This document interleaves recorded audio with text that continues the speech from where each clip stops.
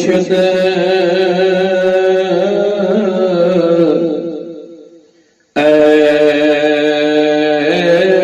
ऐसा होवे जेड़ा धोबी वांगो छटे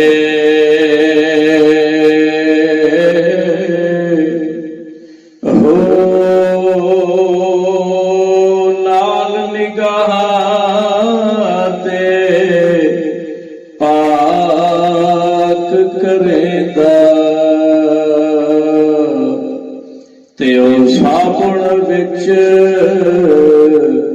नल सटे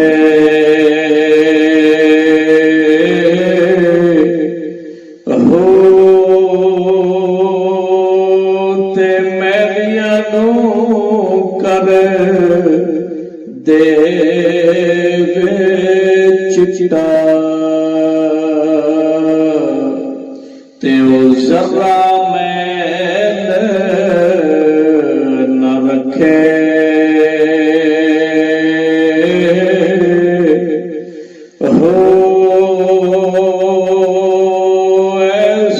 मुर्शिद होवे बाहो जेड़ा लोलो दे विच वसे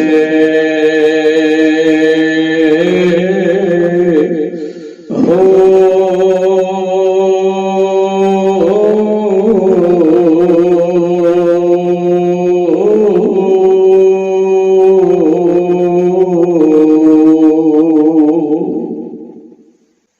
हजरत सुल्तानुल आरिफीन सफी सुल्तान बाहू रहमतुल्लाह ताला अलैह अपने कलाम के इस शेर में मुर्शिद कामिल का तारुफ कराते हैं।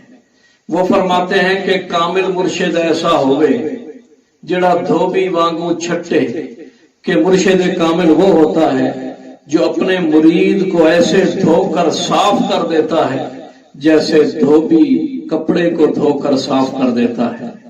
फिर फरमाते हैं कि धोबी के धोने में और मुर्शिद कामिल के धोने में फर्क है कि धोबी को धोने के लिए साबुन की, सर्फ की, पानी की जरूरत पड़ती है, लेकिन मुर्शिद कामिल नाल निगाह दे पाक करेंदा ते वो साबुन विच न सटे कि उसको साबुन की जरूरत नहीं पड़ती।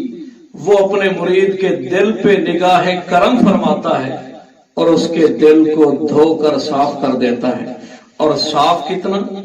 फरमाते हैं मैलियां नूं कर देवे चिट्टा ते वो जर्रा मैल न रखे कि वो दिल की मैल को उतार देता है, कुफ्र को, शिर्क को, हिर्स को, हसद को, गुनाहों के दागों को धो देता है और दिल को साफ और नूरानी बना देता है। जब दिल साफ हो जाए तो फिर ऐसा मुर्शिद होवे बाहू जेड़ा लू दे विच वसे। फिर वो मुर्शिद अपने मुरीद के दिल में लू में रच बस जाता है और मुरीद फनाफी शेख बन जाता है। जब वो फनाफी शेख के मकाम पे पहुंचता है तो मुर्शिद कामिल उसके हाथ को पकड़कर दामने मुस्तफा तक पहुंचा देता है। उस मुर्शिद को मुर्शिद कामिल कहते हैं।